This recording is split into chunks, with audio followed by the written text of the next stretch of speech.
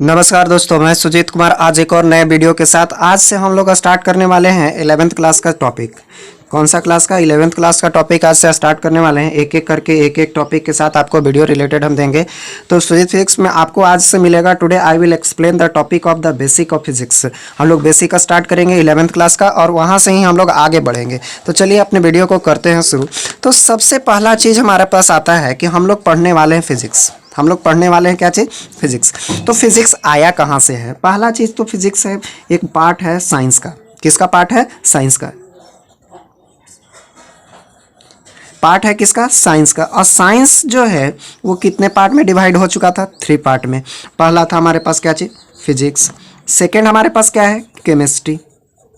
और थर्ड है हमारे पास क्या चीज़? बायो। तो फिजिक्स, केमिस्ट्री और बायोलॉजी, ये 3 पार्ट है हमारे साइंस का। ठीक है। और फिजिक्स हम लोग को आज से स्टडी करना है। हम लोग से आज से स्टडी करना है क्या चीज़? फिजिक्स के बारे में। तो फिजिक्स के बारे में स्टडी करना है तो हम लोग को सबसे पहला चीज़ जानना होगा कि फिजिक्स है क्या। उससे पहले अगर साइंस की बात कर लिया जाए, किसका बात कर लिया जाए? साइंस की बात कर लिया जाए कि what is the science. What is the science? Science है क्या? तो साइंस कुछ है नहीं। हम डिफिनेशन बतलाते जा रहे हैं, आप लोग सुनते जाइएगा। ठीक है। और इसको अपने कॉपी में आप लिखते जाएंगे। ठीक है। साइंस इज द साइंस जो है एक प्रकार का हमें सुसंगठित विशिष्ट ज्ञान का प्राप्ति करता है। साइंस हमें क्या देता है? सुसंगठित, क्रमबद्ध एवं विशिष्ट ज्ञान का प्राप्त करता है। विज्ञान किसे कहते हैं? विज्ञान उसे कहते हैं जिसमें हमें क्रमबद्ध, सुसंगठित एवं विशिष्ट ज्ञान का प्राप्त होता है, जिसे हम लोग कहते हैं क्या चीज़? साइंस। साइंस हम लोग किसको कहते हैं? जिसमें हम लोग को क्रमबद्ध, सुसंगठित एवं विशिष्ट ज्ञान का प्राप्त होता है। उसे क्या क्या प्राप्त होता है साइंस में? हमें क्रमबद्ध पढ़ते हैं। क्रमबद्ध कैसा पढ़ते हैं? क्रमबद्ध, सुसंगठित, सुसंगठित, और जिससे हम लोग को प्राप्त होता है कौन सा ज्ञान? विशिष्ट ज्ञान। कैसा ज्ञान प्राप्त होता है? विशिष्ट ज्ञान, जिसको हम लोग कहते हैं क्या चीज? साइंस। जिसको हम लोग क्या बोलते हैं? साइंस बोलते हैं। तो साइंस हमारा क्या है? क्रमबद्ध, सुसंगठित एवं विशिष्ट ज्ञान का अध्ययन देता है। तो ये हमारे पास साइंस था। ठीक है। तो science is the systematically and systematically and sequentially and gives the effectively study. यानी कि साइंस हमारा क्या करता है कि एक इफेक्टिवली स्टडी देता है, जिसको हम लोग क्रमबद्ध, सुसंगठित पढ़ते हैं। तो ये हमारे पास साइंस था। अब हम लोग को स्टार्ट करना है क्या चीज़? की फिजिक्स। हम लोग को स्टार्ट करना है क्या चीज़? फिजिक्स। तो फिजिक्स है क्या? फिजिक्स है क्या? पहला चीज़ की तो हम लोग बात करते हैं कि फिजिक्स कहाँ से आया। फिजिक्स जो है वो आया यूनान से। कहाँ से आया? यूनानी भाषा से। कौन सा भाषा से आया? यूनानी भाषा। कौन सा भाषा से आया? यूनानी भाषा, जिसको हम लोग बोलते हैं फ्यूसिस। फ्यूसिस, या तो इसको हम लोग बोलते हैं फ्यूसिस्को। फ्यूसिस्को, क्या बोलते हैं? फ्यूसिस्को। फ्यूसिस्को भी बोलते हैं। फ्यूसिस्को का मतलब है फ्यूसिस्को। फ्यूसिस्को का मतलब है स्टडी ऑफ नेचर।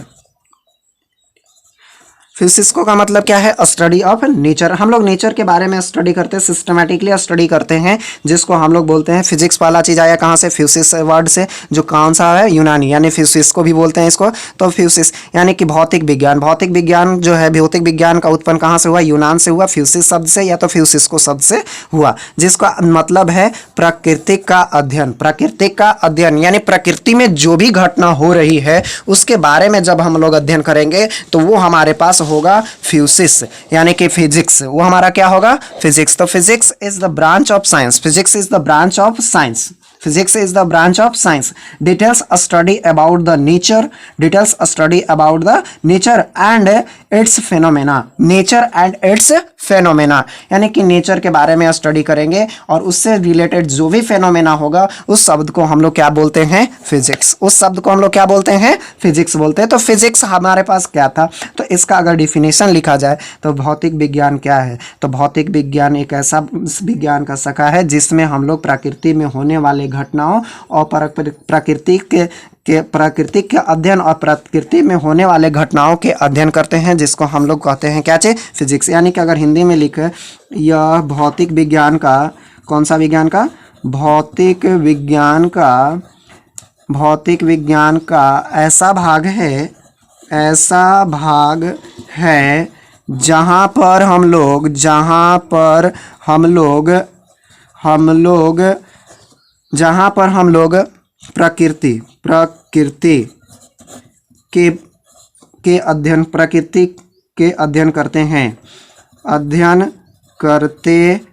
हैं प्रकृति की अध्ययन करते हैं। किसके अध्ययन करते हैं? प्रकृति के अध्ययन करते हैं और उससे होने वाले घटनाएं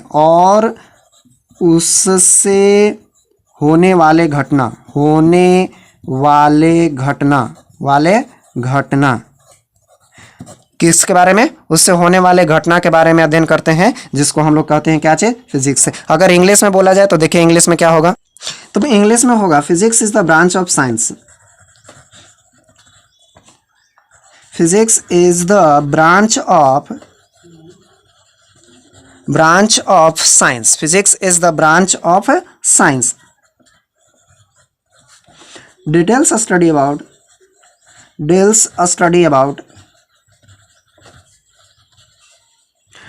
study about the nature and its phenomena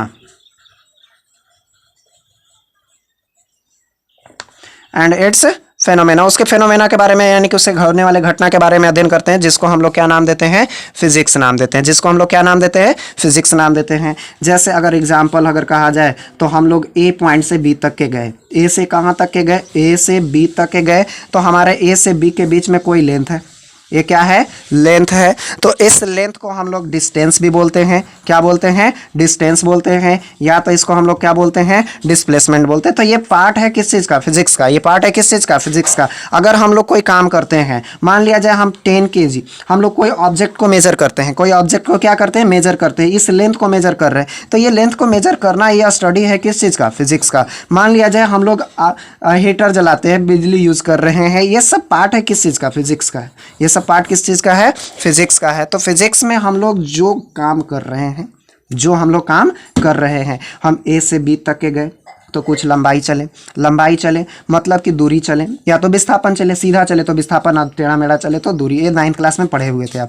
अब यहाँ से ए से लेकर के बी तक के अगर हम गए हैं कोई ऑब्जेक्ट को लेकर के, तो यहाँ से ए से बी तक के ऑब्जेक्ट को लेकर के गए ए से बी तक, तो ले जाने में कुछ हमारा बल लगा होगा। अब बल लगा करके ए से बी तक के गए, तो हमने बोला कि आज इतना काम कर लिया। तो ये काम कर लिया किसके अंदर? नेचर के अंदर।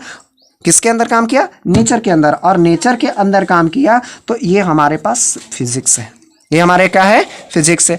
अब इसमें फिजिक्स हमारे पास, फिजिक्स का एक्सप्लेनेशन इतना ही था। हम अब आगे बढ़ते हैं। फिजिक्स से ही रिलेटेड हम लोग को 11th क्लास में क्या क्या पढ़ने के लिए मिलेगा। तो 11th क्लास का अगर सिलेबस की बात करें, syllabus of 11th class, 11th physics, 11th class का फिजिक्स का अगर सिलेबस बात करें, तो फर्स्ट हम लोग पढ़ेंगे basic concept of physics. Basic concept of physics. Second अगर बात करें तो हम लोग इसमें पढ़ेंगे unit and dimension. Unit and dimension. Third अगर बात करेंगे तो हम लोग पढ़ेंगे मोशन। थर्ड हम लोग क्या पढ़ेंगे? मोशन। और हम लोग फोर्थ पढ़ने जाएंगे तो हम लोग पढ़ेंगे law of motion.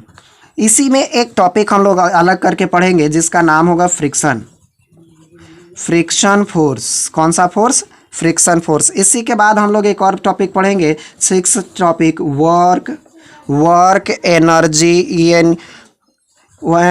And power. Work energy and power, ये हम लोग वर्क एनर्जी एंड पावर पढ़ेंगे। छठा टॉपिक हो गया। 7वें टॉपिक की अगर बात करें तो 7वां टॉपिक हमारे पास आएगा सर्कुलर मोशन। कौन सा मोशन आएगा? Circular motion. 8वां हमारे पास टॉपिक आएगा, जो 8वां टॉपिक होगा रोटेशनल मोशन। कौन सा मोशन? रोटेशनल मोशन के बाद हमारे पास आएगा टॉपिक होगा 9th ग्रेविटेशनल फोर्स।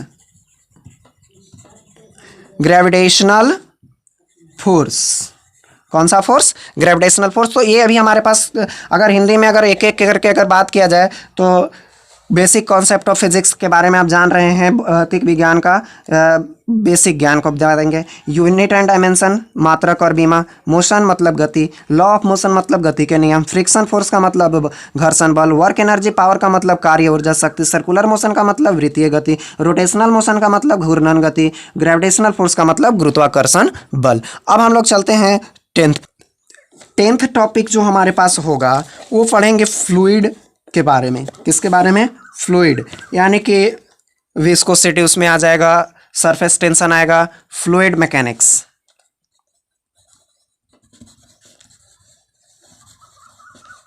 कौन सा मैकेनिक्स पढ़ेंगे? फ्लूइड मैकेनिक्स हम लोग उसमें पढ़ेंगे। फ्लूइड मैकेनिक्स में विस्कोसिटी आ जाएगा, सरफेस टेंशन आ जाएगा, इसमें आपका सरफेस टेंशन के बाद आ जाएगा वाटर का प्रेशर, हम लोग को पास्कल लॉ इसमें पढ़ लेंगे, ब्रॉगली का परमिएब, इस तो बहुत सारा पॉइंट्स इसमें हम लोग को आएगा। 10th है। अब 11th टॉपिक के बारे में अगर बात करते हैं तो 11th हम लोग पढ़ेंगे SHM यानी कि दोलन गति, simple harmonic motion, simple harmonic motion. और 12 हम लोग पढ़ेंगे किस चीज़ के बारे में? वेव के बारे में। 13 हम लोग पढ़ेंगे हीट के बारे में। किसके बारे में? हीट के बारे में। हीट बहुत लंबा चलेगा, फ्लूइड थोड़ा लंबा चलेगा। हीट में बहुत सारा टॉपिक आएगा, लगभग 12th टॉपिक के पास आएगा, इसमें भी 5-6 टॉपिक के पास आपका आएगा। तो ये है हमारे पास फ्लूइड मैकेनिक्स, माने कि द्रव्य का हम लोग के बारे में पढ़ेंगे। फ्लूइड कैसे फ्लो करेगा, कैसे उस पर सरफेस टेंशन आएगा, कैसे उस पर विस्कोसिटी आएगा, कैसे उस पर प्रेशर आएगा, कैसे प्रेशर के थ्रू हम लोग पानी को ले जाएंगे, तो इसके बारे में। और सिंपल हार्मोनिक मोशन, ये हमारे पास कौन सा मोशन कर रहा है? ये हमारे पास ऊपर नीचे कर रहे हैं, तो ये हमारे सिंपल हार्मोनिक मोशन है। आप पानी में कोई ऑब्जेक्ट को फेंके तो पानी ऊपर नीचे जाता है, तो वो हमारा पास वेव आ जाएगा। और फिर आ जाएगा लास्ट टॉपिक हम लोग पढ़ेंगे हीट के बारे में। हीट हम लोग पहले भी पढ़ सकते हैं, बाद में भी पढ़ सकते हैं, इससे हमें ज़्यादा कोई रिलेटेड हम लोग को इसमें नहीं है। तो आज हम लोग सिलेबस के बारे में बात किया, कल से हम लोग स्टार्ट करेंगे basic concept of physics. Basic concept of physics, कौन सा कॉन्सेप्ट ऑफ फिजिक्स?